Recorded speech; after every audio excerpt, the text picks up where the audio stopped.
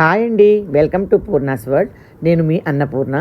ఈరోజు స్వర్ణగిరి వెంకటేశ్వర స్వామి దేవాలయాన్ని గురించిన విశేషాలను వివరంగా తెలుసుకుందాము. లోపలికి ప్రవేశించగానే ముందుగా స్వామివారి పెద్ద పెద్ద పాదాలు దర్శనమిస్తాయి.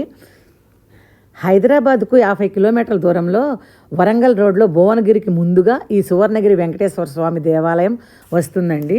23 ఎకరాల్లో మానేపల్లి రామారావు గారిచే నిర్మితమైన ఈ స్వర్ణగిరి వెంకటేశ్వర స్వామి వారి దేవాలయం దశ దిశలా మారిమోగిపోతుంది. ఈ స్వర్ణగిరి యాదాద్రి తిరుమల దేవస్థానం తెలంగాణలోనే అతిపెద్ద వెంకటేశ్వర స్వామి ఆలయం.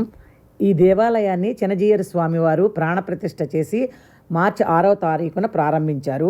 మొదటగా ఆలయంలోకి ప్రవేశించగానే స్వామివారి పాదాలు దర్శనమిస్తాయి. ఆ పాదాలు దాటగానే 108 మెట్లు ఎక్కి స్వామివారిని దర్శించుకుంటాము.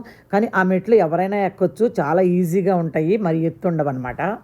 ఉదయం 6 గంటలకు స్టార్ట్ అయ్యి రాత్రి 9 గంటల వరకు ఉంటుందంట. అద్దాల మండపం కూడా ఏర్పాటు చేశారు. చాలా చాలా బాగుంది. చిన్న కిటికీలాగా పెట్టారండి. చిన్న గది నిండా అద్దాలతో కట్టారు. ఆ గది రూమ్ చిన్నగానే ఉంది. మనం కిటికీలో నుంచి చూస్తుంటే చాలా పెద్ద హాల్ లాగా కనిపిస్తుంది. చాలా అద్భుతంగా ఉందన్నమాట. అది చాలామంది జనం వస్తున్నారు. తిరుమలను మరిపించేలాగా ఉంది. మరో తిరుమల అనుకోవచ్చు. ఆ గోపురాలు, ఆ ఆర్కిటెక్చరు చాలా చాలా బాగుందండి. మాటల్లో చెప్పలేము, చూస్తే కానీ అర్థం కాదు. మేమందరం హైదరాబాద్ నుంచి స్వామివారిని దర్శించుకుందామని వచ్చామండి. స్వామివారి విగ్రహం దాదాపు 16 అడుగుల పైనే ఉంటుంది. స్వామివారి విగ్రహం చూస్తుంటే అలా మైమరిచి చూస్తూ ఉండిపోవాలనిపిస్తుంది. సాటర్డే సండే వెళ్తే చాలా రష్గా ఉందండి. వీక్ డేస్లో వెళితే ఖాళీగా ఉండి స్వామిని తృప్తిగా దర్శించుకోవచ్చు. 28 మంది అర్చక స్వాములు ఉన్నారు. దేవస్థానంలో మదనగోపాలుడు, పద్మావతి అమ్మవారు, స్వామివారు, ఆండాళ్ళమ్మవారు, రామానుజుల మండపాలున్నాయి. ఇక్కడ సావిత్రమ్మ వంటశాల ఉంటుందంట. వచ్చిన వాళ్ళందరికీ భోజన సదుపాయాలు ఏర్పాటు చేస్తారు. రోజు 4000 మందికి అన్నదానం కూడా చేస్తూ ఉంటారంటండి. ప్రశాంతమైన వాతావరణంలో ఈ దేవాలయాన్ని కట్టారండి. ప్రతి ఒక్కరూ ఈ దేవాలయాన్ని తప్పకుండా దర్శించి తీరవలసిందేనండి. దీనిని హనుమాన్ మండపం అంటారండి. స్వామివారిని ఏకశిల మీద చెక్కారు. టోటల్ మండపం 120 అడుగుల ఎత్తు ఉంటుంది. స్వామివారి విగ్రహం దాదాపుగా 30 అడుగుల ఎత్తు ఉంటుంది. ఏకశిలపై విగ్రహాన్ని చెక్కారు.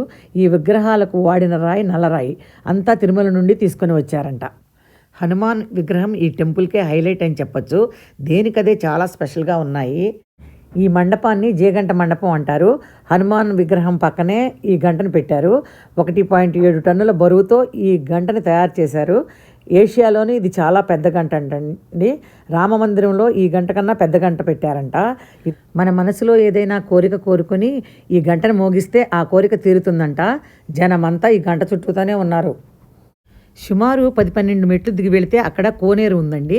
అందులో స్వామి పవళించి ఉంటారు.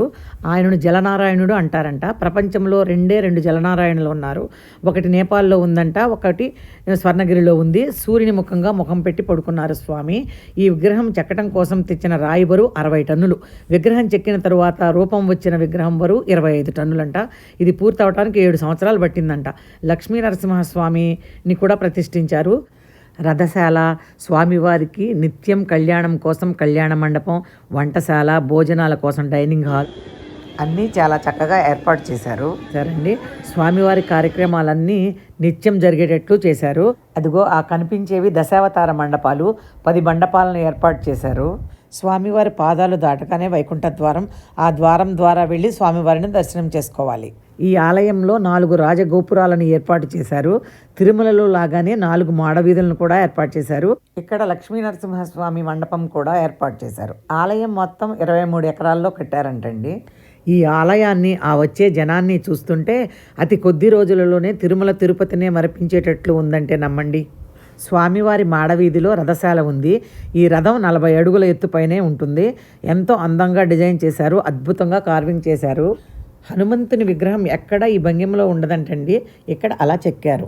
ఈ దేవాలయానికి ఈవినింగ్ టైంలో వెళితేనే చాలా చాలా బాగుంటుందండి. గుడంతా బ్రహ్మాండంగా లైటింగ్ పెట్టారు. దేవాలయం అంతా లైట్ల కాంతిలో దగదగా మెరిసిపోతుంది. ఈ వీడియో మీకు నచ్చినట్లయితే లైక్ చేయండి, షేర్ చేయండి. నేను పెట్టే ప్రతి వీడియో నోటిఫికేషన్ ముందుగా మీకు చేరాలంటే సబ్స్క్రైబ్ చేయటం మాత్రం మర్చిపోకండి.